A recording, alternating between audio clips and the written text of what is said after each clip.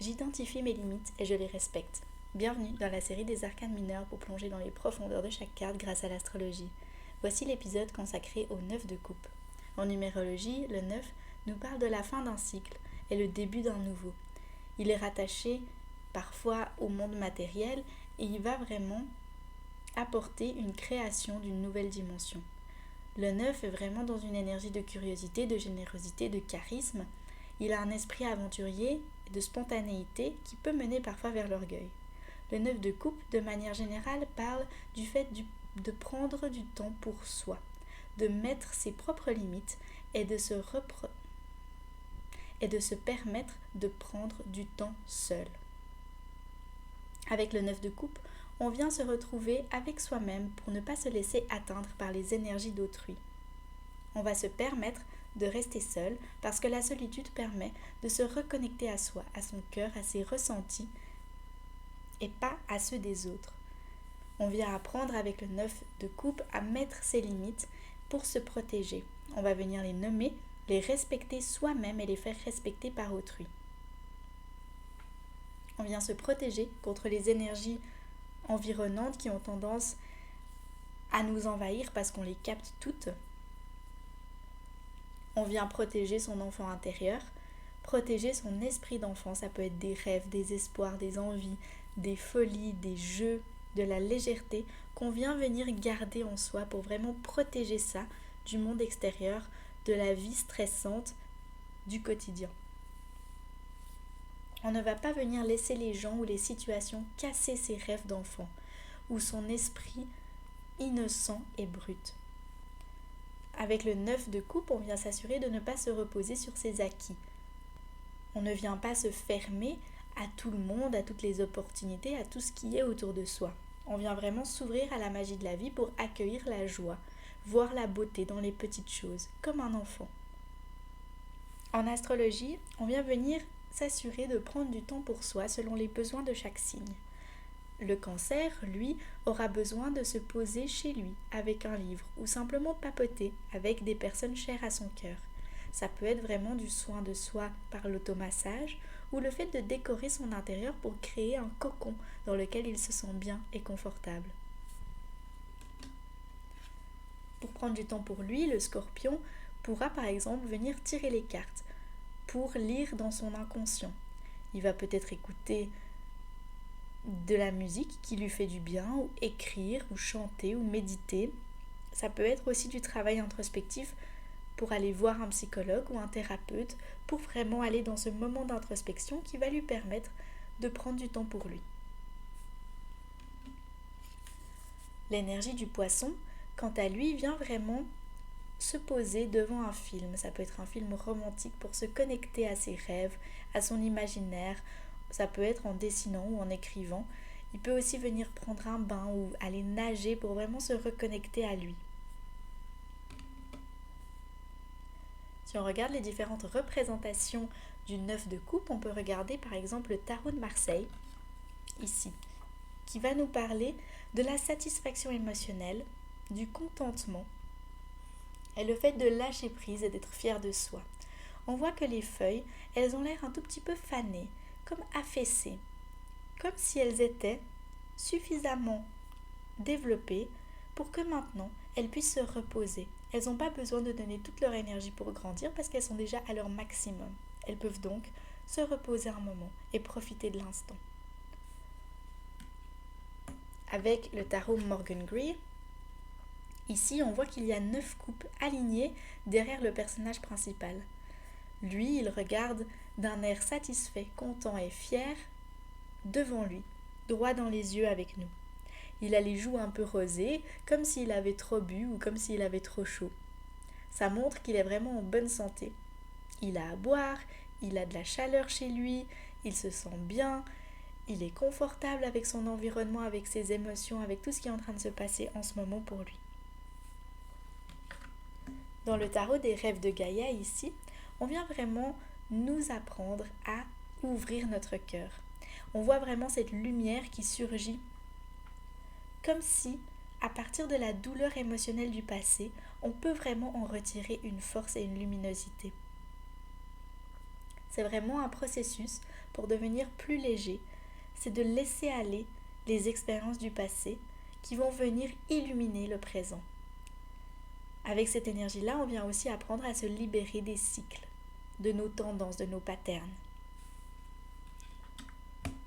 Avec le Lilifère Tarot ici, on voit cette tendance à vouloir garder tout ce qui est précieux pour nous. Ça peut être des émotions qui sont précieuses, des sentiments, et de vouloir bien les laisser à l'abri. Alors ça peut représenter ce cœur qui renferme plein de rêves et plein de romantisme, mais attention à ne pas se fermer totalement aux nouvelles opportunités, à accueillir des choses nouvelles.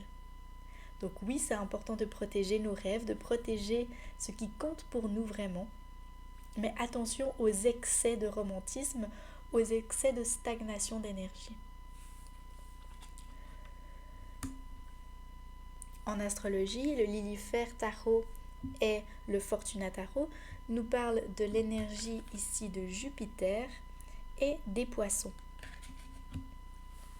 Alors si on prend l'énergie des Jupiter en poisson, on peut avoir justement cette tendance à l'excès du romantisme et de la vision fleur bleue de la vie.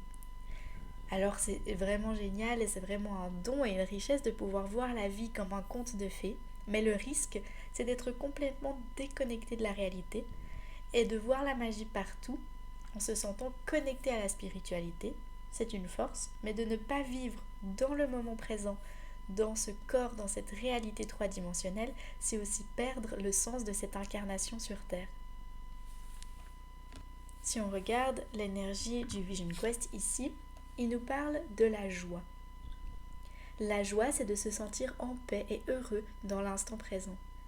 Avec cette énergie, on vient vraiment vivre dans le moment présent, ici et maintenant, et ressentir cette source infinie d'amour qui coule en nous.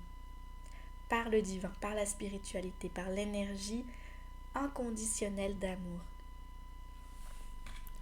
Dans le Shadowscape Tarot ici, on voit que le personnage principal a le cœur ouvert et illuminé. Il arrive à danser dans les courants de l'eau avec les poissons, tout en étant capable de regarder directement les profondeurs plus sombres de l'océan. On voit qu'il regarde les profondeurs, mais que lui est illuminé et complètement en paix avec ce qui est en train de se passer dans le courant de l'eau. Dans le tarot divinatoire du Corbeau ici, on voit qu'il y a de la lumière qui apparaît après l'orage.